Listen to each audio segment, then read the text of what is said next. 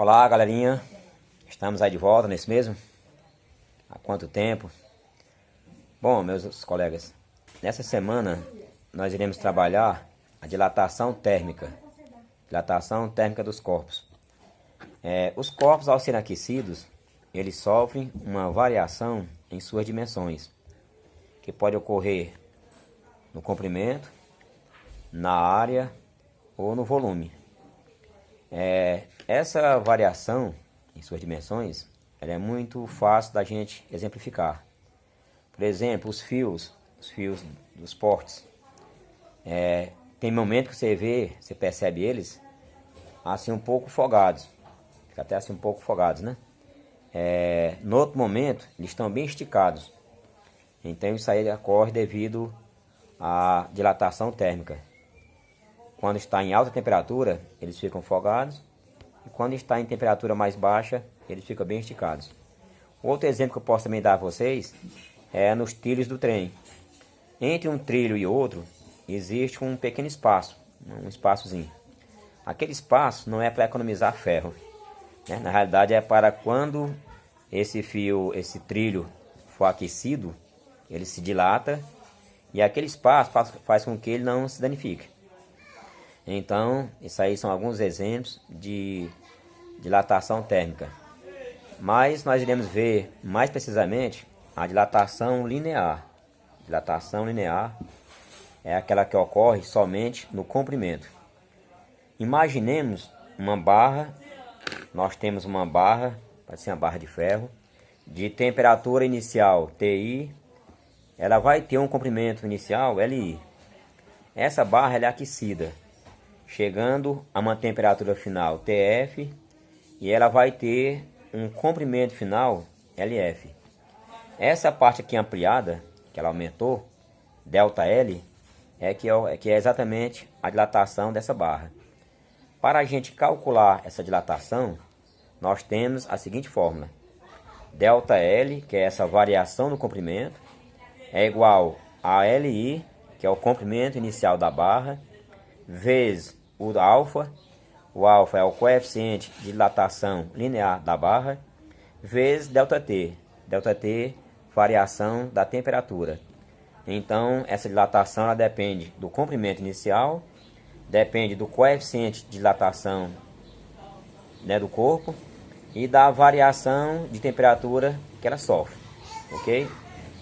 No nosso livro, lá na página 47, temos lá um exemplo.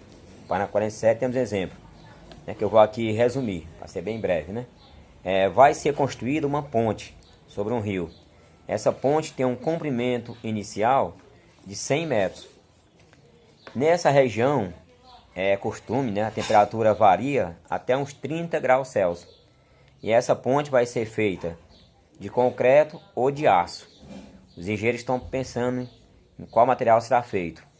Aí, de acordo com os coeficientes de dilatações, né, desses materiais, a gente vai entender qual será a dilatação que essa ponte precisa. O espaço, dilatação, a junta, dilatação, tá certo? Então vamos aqui.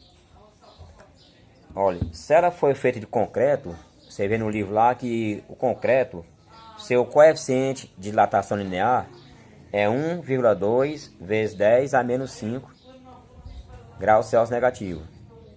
Certo? Então, se ela for de concreto, vamos lá. O comprimento da barra, da ponte, aliás, são 100 metros. A variação da temperatura é em torno de 30 graus Celsius. E aí ele quer saber qual a dilatação que essa ponte irá sofrer. Pegamos lá a fórmula. ΔL, variação do comprimento, ou dilatação linear. LI, comprimento inicial. Alfa, coeficiente de dilatação linear do concreto, no caso. ΔT, variação da temperatura. Então nós temos que a dilatação linear da ponte é igual ao comprimento inicial, que é 100, vezes o coeficiente de dilatação, que é 1,2 vezes 10 a menos 5, isso é do concreto, vezes a variação da temperatura, que é 30 graus Celsius. Multipliquemos 100 vezes 1,2 vezes 30, encontramos 3.600. A gente repete, vezes 10 a menos 5. Para eliminar este 10 menos 5, você vai voltar aqui 5 casas decimais. Você vai voltar da direita para a esquerda 5 casas decimais. Então fica 0,036. Isso aqui é metro. Que, transformando em centímetros, nós levamos 2 casas para a direita, 3,6 centímetros. Logo, se a ponte for feita de concreto, ela, se atingir uma temperatura de 30 graus, ela irá dilatar, né, 3,6 centímetros. Um pouco mais de 3,5 centímetros.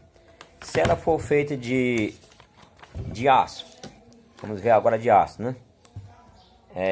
Logo aqui atento que o coeficiente de dilatação do aço, ele é 1,1, ele é menor do que a do concreto. 1,1 vezes 10 a menos 5. Aí o comprimento é o mesmo, a variação de temperatura é a mesma. Aí vamos lá os cálculos. ΔL, de novo, variação do comprimento, é igual ao comprimento inicial, vezes o alfa, que é o coeficiente de dilatação linear, isso agora do aço, vezes ΔT, que é a variação da temperatura.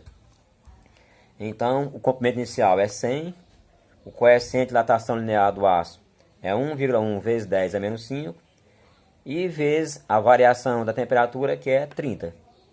ΔL é igual, multipliquemos 100 vezes 1,1 e vezes 30, encontramos 3.300. A gente repete, vezes 10 a menos 5. ΔL é igual, para eliminar aqui esse 10 a menos 5, nós vamos voltar 5 casas decimais, pegando da direita para a esquerda.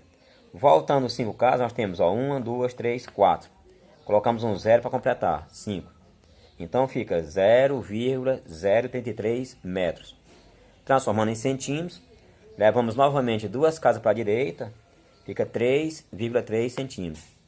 Então nós concluímos que, se a ponte for feita de concreto, ela irá dilatar 3,6 centímetros. Se ela for feita de aço, irá dilatar 3,3 centímetros. Então, meus coleguinhas, eu vou passar lá a atividade para vocês fazerem, tá certo? Façam este exemplo, copiem, respondam conforme que eu coloquei. Vou mandar para o Zap, ok? Então, boa sorte, bons estudos e fiquemos em casa. Que Deus nos proteja e logo, logo estaremos de volta nas nossas aulas normais em sala de aula. Um abração.